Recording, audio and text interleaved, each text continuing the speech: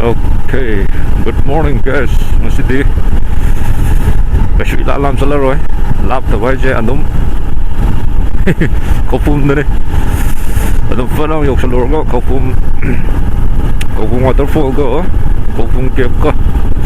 Bởi tim mi tarang nó sao và tim mình masih không san đi chứ. The video has arrived at Yingpo sih.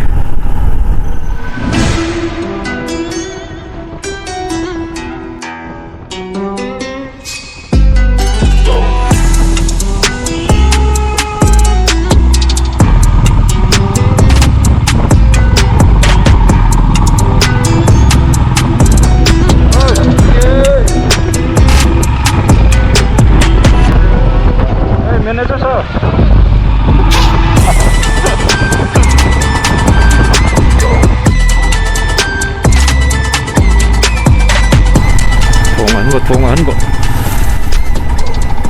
mà mang đi thùng rất là lan tay nè chứ thùng như sát ngày sẽ lan mình chỉ thùng ai cái mà đi chứ thùng ai cái thay thùng chứ sao cái gì ở han mình lại xe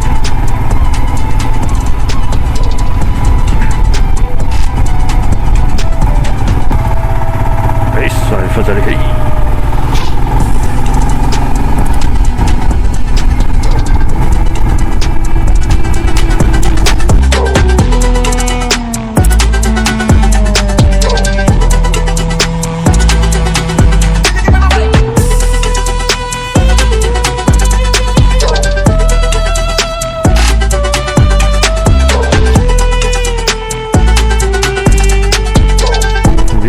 đâu view đường đó lấy chân đó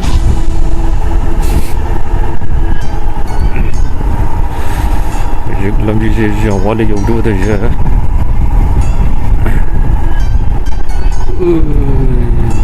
ở đây đấy sinh mai em này mà ở đây view gì đấy lấy chân để thả rồi đi vào mấy đá đông 어제 풍랑이 좀 거기로 가야 돼. 또 그러게. 또 뷰제. 진 타들이고 뷰 뒤파자 동네요. 현재 타는 뷰 그렇게 되고 이제. 그냥 가다. 사포리 사마 덕토가 갑슬라니 이제 고품 워터폴.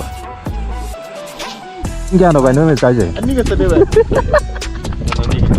딸 놀래 밀수가.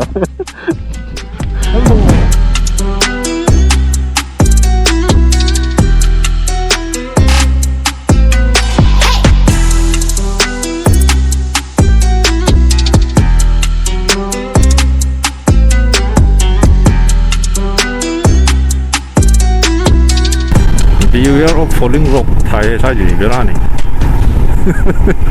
더욱더 못달래.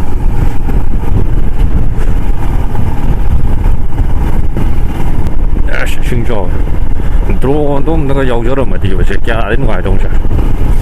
Drone đó accident có cái đó nào. Ya đó là.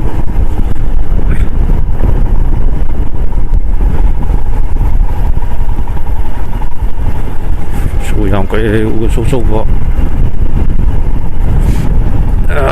Lấy một tech bridge cái nó mang khám vậy photo nằm ngủ mà lấy mấy gì photo nằm ra đâu it's view gì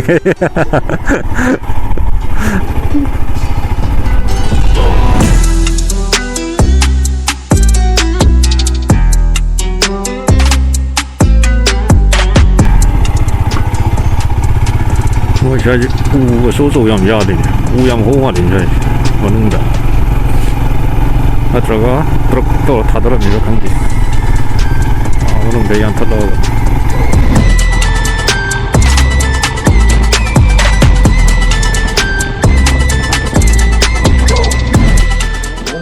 cái đấy đam cái view rồi sẽ theo cái này sẽ này đam cái view bao giờ có phong đam chính cái gì đấy rồi đấy lấy trên lưới thả răng rồi ông view ra rồi quá đi phán tỏ là thâu chalo tông luôn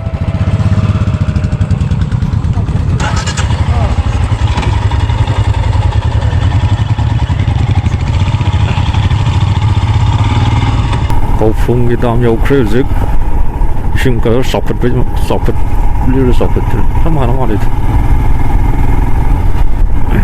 아이 마망 셔파이드 시기지 샤이지 말이 드론 비교하고는 일부 포도만 거품기 시작보다 시기디 드론 나오더라 퀄리티 아주 드론 비교도 영능한데 이게 비디오 그ano tayo river food sa pwede kano to hapsal lagi description na link hapsal lagi sige di drone review pilot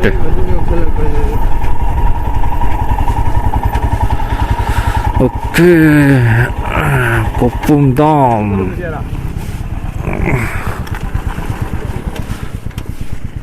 sige di drone tinan pai thau ne mamang hai chap dong si drone outro pilot Hangi video tadi on yang biru drone view di kan ada link hapsal lama ke ngazok le he ngazok le ma le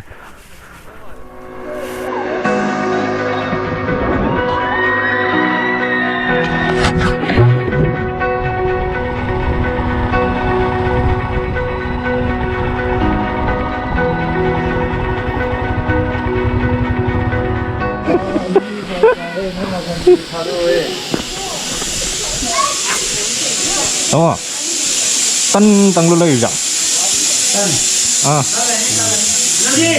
pa tan Kopum waterfall trong bagi lebih tu ni saja si tang ni lebih kalau kan untuk kuala start saja tak ni impal lagi si bawa Kopum bawa dia tu kuala start pura ni lebih dari tu jadi si kuala start tu lebih yang kau yang betul nanti lebih hari thong tu ya mà in signal này mỗi quân gì cool and calm cái nào oh anh volleyball sàn này gì nó ai đúng không đi ấy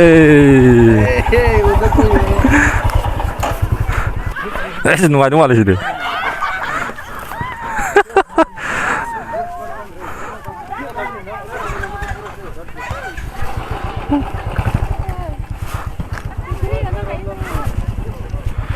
cái dập liền áo dân thuộc chứ mấy không ấy entry tốc slum đó rồi entry cái lối nó không đến ôi mà mang sẽ phải đi cái tốc độ bên này soạn nó đó sẽ được sang cái lô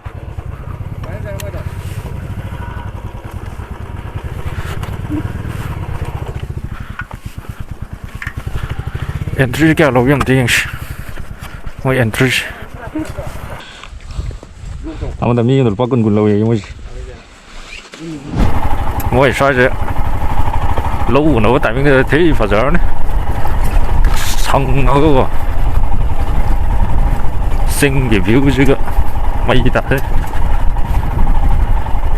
sao thế bây giờ nãy cái đi thăm mấy ngày chưa không có gì đâu gì vậy à lại một tấm sinh nhật ya sinh nhật tăng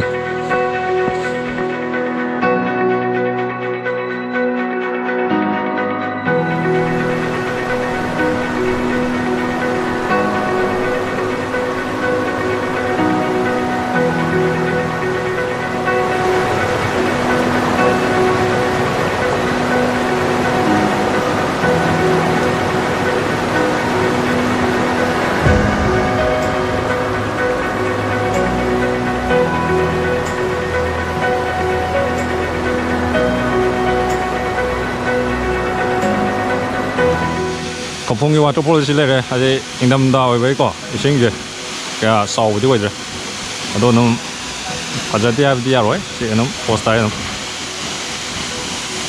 sinh gì này gì thôi thì nhắm lưu đông mà là in đâm đào có sau này sẽ build lại rồi như cái chỗ lại đó cái nó đâu có biết ngoài cái picnic thôi mà xin này Kopum cái waterfall cái xí mang ai xí đến lại rồi cái năm này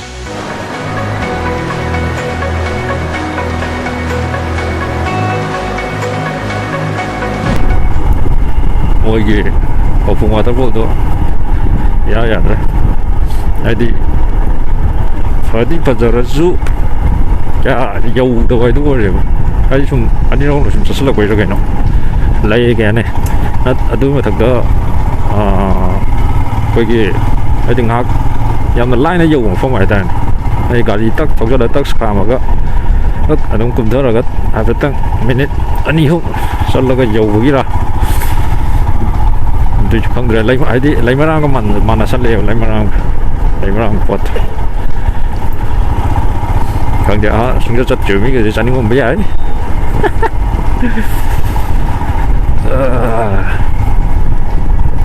ấy sinh cái sò để có bao giờ sinh cái sò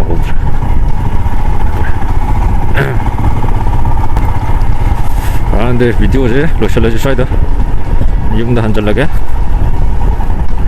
드론 뷰티 여기 비디오 리버풀 서베 비디오 다 갖고네요 드론 뷰티에 로열네 거품 땀 워터풀 비어그 거품 땀 거품 게임의 거품 땀박 드론 뷰 로열네 나시도 드론도 그렇게 동자들 드론도 고마다 레오 드론 시험 보기 그러나 드론 뷰 어그런 식이 돼 반대 비디오 살려주지. Give them the direct. Let's go.